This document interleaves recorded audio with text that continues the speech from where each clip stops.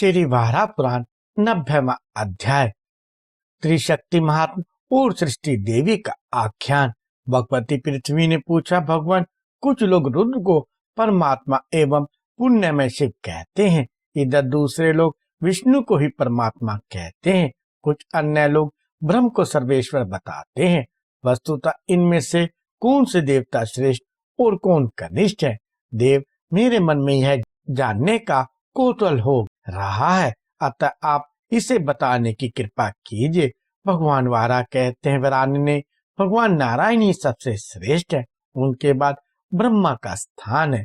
देवी, ब्रह्मा से रुद्र की उत्पत्ति है और वे रुद्र तपा साधना के प्रभाव से सर्वज्ञ बन गए। उन भगवान रुद्र के अनेक प्रकार के आश्चर्यमय कर्म है। सुंदरी, मैं उनके चरित्रों का वर्णन करता हूँ, तुम उन्हें सुनो।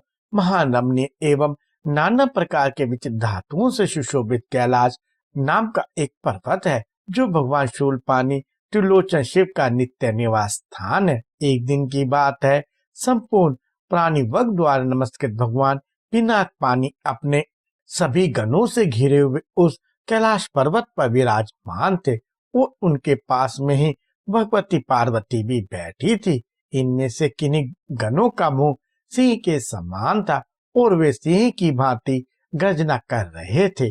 कुछ गण हाथी के समान मुख वाले थे, तो कुछ घोड़े की मुखाकृति के और कुछ के मुख सूस जैसे भी थे। उनमें से कितने तो गाते, नाचते, दौड़ते और ताली ठोंकते, हंसते, खिलखिलाते, गरजते और मिट्टी के ढेलों को उठाकर परस्पर लड़ रहे थे। कुछ बल के अभिमान रखने वाले गण मलयुद्ध के नियम से लड़ रहे थे। भगवान रुद्र का देवी पार्वती के साथ हास विलास भी चल रहा था। इतने में ही अविनाशी ब्रह्मा जी भी देवताओं के साथ वहां पहुंच आए। उन्हें आया देख भगवान शिव ने उनके विधि पूर्वक पूजा की और उनसे पूछा, ब्राह्मण, आप इस समय यहाँ कैसे पधारे और आपके मन में यह घबराहट कैसी है? ब्रह्मा जी ने कहा, अंधर नाम के महान दैत्य ने सभी देवताओं को अत्यंत पीड़ित कर रखा है। उससे त्राण पाने की इच्छा से शरण खोजते हुए सभी देवता मेरे पास पहुंचे। तब मैंने इन लोगों से कहा कि हम सब लोग भगवान शंकर के पास चलें। देवेश, इसी कारण हम सभी यहाँ आए हुए हैं। इस प्रकार कह के ब्रह्मा जी पिनाक पानी भगवान रुद्र की ओर देखने लगे। साथ ही उन्होंने उसी क्षण परम प्रभु भगवान नारायण को भी अपने मन में स्मरण किया। बस तत्क्षण भगवान नारायण ब्रह्मा एवं रुद्र इन दोनों देवताओं के बीच में विराजमान हो गए। अब ब्रह्मा, विष्णु एवं रुद्र ये तीनों ही परस्पर प्रेम पूर्वक दृष्टि से देखने लगे। उस समय उन तीनों की तो 3 प्रकार की दृष्टियां थी, अब एक रूप में परिणित हो गई और इससे तत्काल एक कन्या का प्रादुर्भाव हुआ, जिसका स्वरूप परम दिव्य था। उसके अंग नीले कमल के समान श्यामल थे और उसके सिर के बाल भी नीले घुंघराले वाले एवं मुड़े थे। उसकी नासिका, ललाट और मुख की सुंदरता असीम थी। विश्वकर्मा ने शास्त्रों में जो अग्निजीवा के अंग लक्षण बताए हैं, वे सभी लक्षण सुंदर प्रतिष्ठा पाने वाली उस कुमारी कन्या में एकत्र दिखाई देते थे। अब ब्रह्मा, विष्णु तथा महेश्वर इन तीनों देवताओं ने उस दिव्य कन्या को देखकर पूछा, शुभ है, तुम कौन हो और विज्ञान में देवी तुम क्या करना चाहती हो? इस पर शुक्ल, कृष्ण एवं रक्त इन 3 वर्णों से सुशोभित उस कन्या ने कहा, देव श्रेष्ठो, मैं तो आप लोगों की दृष्टि से ही उत्पन्न हुई हूँ। आप लोग अपने से ही उत्पन्न, आप अपनी परमेश्वरी शक्ति मुझ कन्या को नहीं जानते। इस पर ब्रह्मा आदि देवताओं ने अत्यंत प्रसन्न होकर उस दिव्य कुमारी को वर दिया, देवी तुम्हारा नाम त्रिकला होगा, तुम विश्व की सर्वदा रक्षा करोगी। महाभागे गुणों के अनुसार तुम्हारे अन्य भी बहुत से नाम होंगे और उन नामों में संपूर्ण कार्यों को सिद्ध करने की शक्ति होगी। सुंदर मुख एवं अंगों से शोभा पाने वाली देवी, तुम में जो ये 3 वन दिखाई पड़ते हैं, तो इनसे अपनी 3 मूर्तियां बना लो। देवताओं के इस प्रकार कहने पर उस कुमारी ने अपने श्वेत, रक्त और श्यामल रंग से युक्त 3 शरीर बना लिए।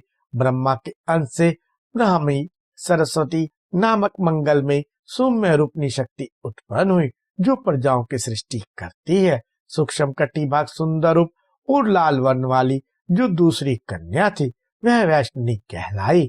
उसके हाथ में शंख एवं चक्र सुशोभित हो रहे थे। वह विष्णु की कला कही जाती है तथा अखिल विश्व का पालन करती है, जिसे विष्णु माया भी कहते हैं, जो काले रंग से शोभा पाने वाली रुद्र की शक्ति थी और जिसने हाथ में त्रिशूल ले रखा था तथा जिसके दांत बड़े विकराल थे। वह जगत का संहार कार्य करने वाली रुद्रानी है। ब्रह्मा से प्रकट हुई श्वेत वर्ण वाली कन्या विभावरी कहलाती है। उस कन्या के नेत्र खिले हुए कमल के समान थे।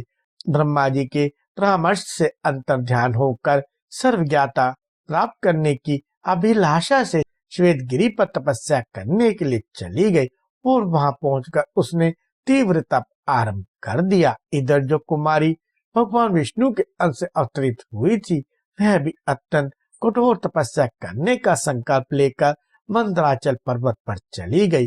तीसरी जो शामवल की कन्या थी और जिसके नेत्र बड़े विशाल और द्याड़ भयंकर थे तथा जो रुद्र के अंश से उत्पन्न हुई थी, वह कल्याण में कुमारी तपस्या करने के उद्देश्य से नीलगिरी पर चली गई। कुछ समय के पश्चात प्रजापति ब्रह्मा जी प्रजाओं की सृष्टि में तत्पर हुए, पर बहुत समय तक प्रयास करने पर भी प्रजा की वृद्धि नहीं हुई। अब वे मन ही मन सोचने लगे कि क्या कारण है कि मेरी प्रजा बढ़ नहीं रही है।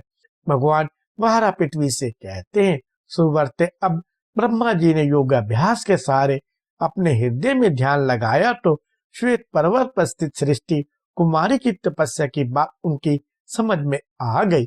उस समय तपस्या के प्रभाव से उस कन्या के संपूर्ण पाप दग्ध हो चुके थे। फिर तो ब्रह्मा जी कमल के समान नेत्र वाली वह दिव्य कुमारी जहाँ विराजमान थी, वहां पहुंचकर उस तपस्विनी दिव्य कुमारी को देखा और साथ ही यह वचन बोले, कमनीय कांति वाली कल्याणी, तुम प्रधान कार्य की अवहेलना करके अब तपस्या क्यों कर रही हो?